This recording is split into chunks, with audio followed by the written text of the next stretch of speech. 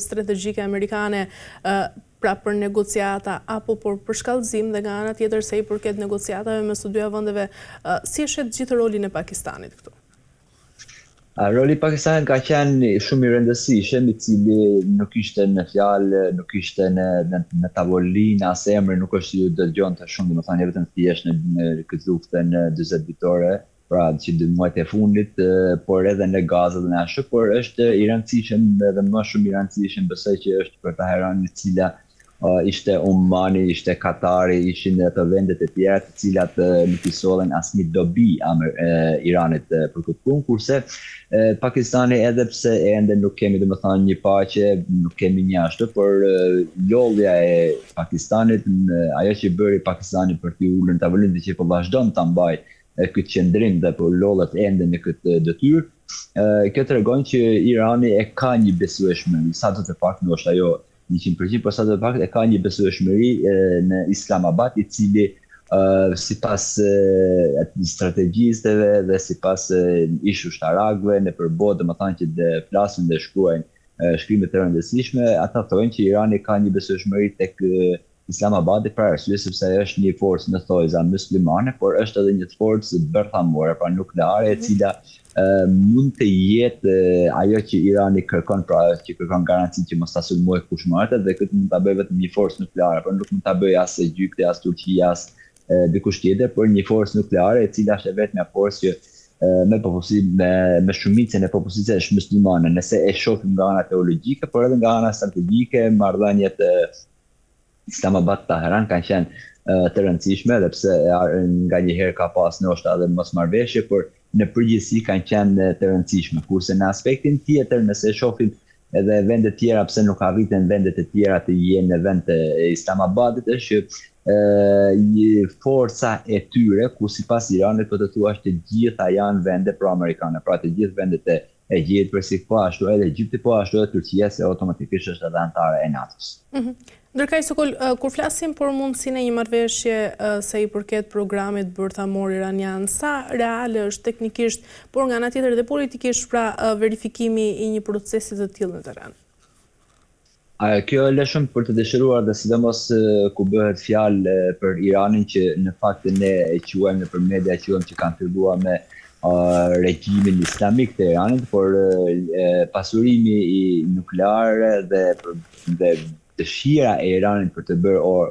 bërë një superfuqi bërthamore, në fakt ka qenë që në kohën e shahut të tyre, dhe i cili ka qenë dhe program amerikan në atë kohë, ku bëhet fjalë që u sponsorizoshin nga Amerika, i investoshin nga Amerika për kundra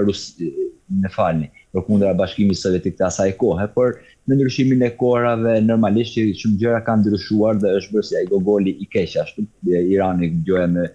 nukleare, por duhet të shohim që edhe rivalet e Iranit që janë në Iran, pra sidomos Izraeli ka, dhe kjo pavarësisht se zyrtarisht nuk e kemi se sa ka, si ka qysh ka, por ka domethënë armë bërthamore. Dhe kështu që Irani a mund të heqë dorë nga ajo që ka bërë, domethënë që bëhet fjalë për 650, diku në 400 kilogram uranium të pasuruar, pra që është shumë afër për të bërë armë bërthamore. Këtë nuk e dim, normalisht nuk e dim, vetëm thjesht ato raporte që janë dhënë para 2 viteve, të cilat Irani ka këtë, por se çfarë ka bërë Irani, sa ka bërë Irani, jo, dhe a mund të heqë Irani dorë, a mund të tërhiqet Irani nga ky program i saj, kjo është shumë për të dëshiruar, dhe sidomos ne kthehemi vetëm vitin e fundit, pra vetëm për 12 muaj Irani është sulmuar 2 herë nga Izraeli dhe nga Amerika, e cila mund të jetë vetëm ajo që Irani mund të krijojë vetbesimin tek vetja që nuk mund ta sulmojë dikush më në të armën, e vetëm ajo është arma bërthamore, por edhe kjo është vija kuqe për Amerikën, por edhe kjo është edhe vija kuqe për ashtu. Dhe nëse shohim propozimet që i ka çuar Irani ditën e djeshme Amerikës, që okay, hajde të ulemi pra të bisedojmë, të hapim ngushtisin e Hormuzit dhe të bëjmë diçka, kurse programin nuklear e lam gjatë kohës dhe të flasim edhe atë, por tani ta bëjmë një paqe. Dhe kështu dhe vetë Trumpi direkt pas propozimi që i ka bërë Irani, ka thënë që jo, kjo është e papranueshme për ne. Pra, edhe Irani domethënë ka vite kuqe pasurimin e uraniumit, pra për bomba nukleare, po ashtu edhe Amerika ka, por kush do të jetë më i forti, pra Irani do të ketë forcën të biqendrojë dhe Amerika do të ketë forcën për sulm, këtë do ta shohim në vim, por nuk duket domethënë që do të kemi një paqe të qëndrueshme. Ndoshta mund të jetë një pauzë, ndoshta mund të jetë një ngadalësim apo një ftohje e luftës që njëri gjyti tjetri bën tjetri, por një paqe të qëndrueshme që të kemi për pak 2-3 dekada që do të themi po arrit një paqe, nuk duket kurkun në horizont për shkak të dyja anët, pra qoftë Amerika dhe Irani kanë kërkesa të jashtëmase të larta, të cilat janë të papranueshme për të dy anët, po këtu nëse fusim edhe faktorin e Izraelit, i cili kërkon domethënë vetëm destabilizim, luftëra dhe gjakra në rajon, kjo automatikisht na tregon që nuk kemi një paqe të qëndrueshme për kohë të gjatë në të gjithë rajonet, vetëm thjesht mes Iranit dhe Izraelit. E qartë, por sa qëndrueshme mund të jetë së çdo marrëveshje e mundshme pra në kushtet aktuale tashmë të cilat ndodhen në vendet, pra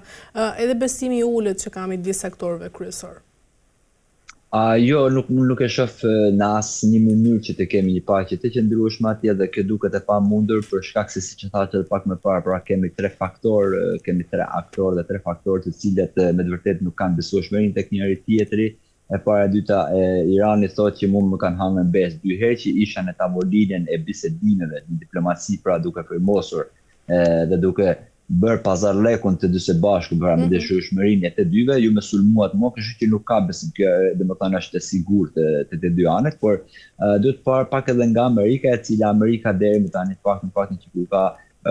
krijuar NATO dhe deri në sotme, atë çfarë ka dashur ja ka arritur, domethënë ja ka arritur diku me një faturë të madhe, diku me faturë më të vogël, diku me faturë mega të madhe, por ka arritur qëllimin e saj në një formë apo në forma të tjera. Pra ja arriti ta shpartalloj totalisht botën ish komunizmi gjatë asaj kohe. Po ashtu edhe revolucione, pranvera, të tjera në shumë vende të botës ja ka arritur ta bëjë domethënë të gjitha çfarë ka dashur, dikun ka pagu faturë të lartë, dikun s'ka paguar, por në përgjithësi qëllimi amerikan është për të bërë forcë e vetme hegemone në botë dhe këtë me çdo lloj faturet ajo është një gjendje ta paguaj që ta arrijë atë. Dhe këtu Irani sa do të jetë i fortë, domethënë që të jetë kundra Amerikës i vetëm, sepse dihet domethënë që teknologjia ruse dhe kineze nuk ja dhanë atë forcën, pra domethënë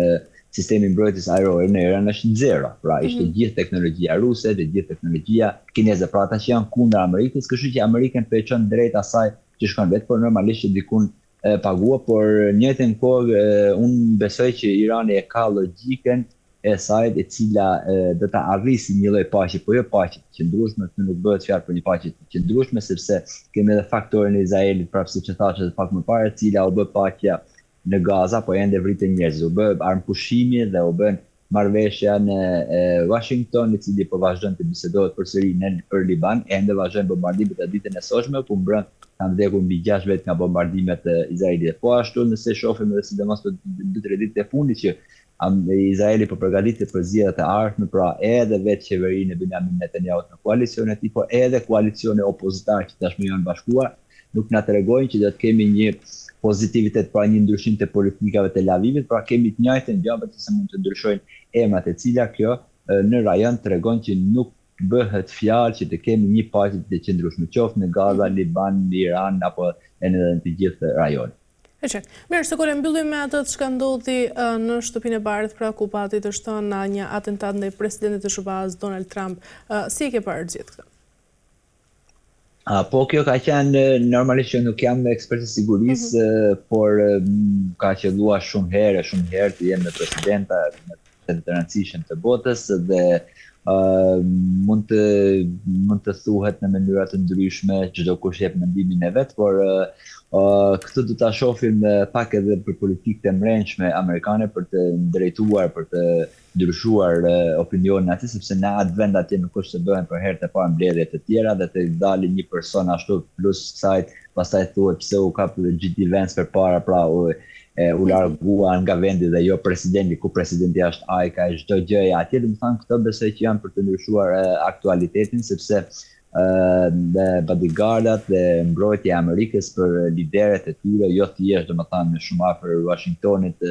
por edhe kudo në botë, dihet domethënë nga e gjithë llojet e burimeve sekrete, po ashtu edhe nga çdo lloj policie, dihet se sa forcë dhe sa përgatitje kanë ata, ku një gjë e tillë është dhe duket e pamundshme, por kjo besoj që ka qenë ndoshta një boshllëk i cili ai personi që bëhet fjalë e ka shfrytzuar, se normalisht në fund të fundit qenia njerëzore dikun edhe le boshllëqet e veta, por gjithsesi kjo do të përdoret, besoj unë që do të përdoret nga Trumpi për zgjedhjet e ardhshme në ashtu dhe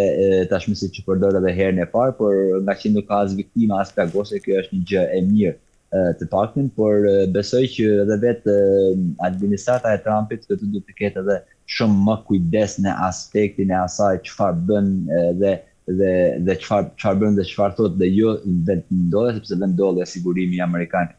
nuk besoj që le për të dyshuar në asaj, por mund të jetë edhe politikat e mrenshme, media amerikane thotë krejtdyshme pra në politikat e tyre, në mediat e tyre të mrenshme, të cilat nuk është se flitet shumë edhe në përbot, por në atë sa shohim ne nga këtu, ka qenë një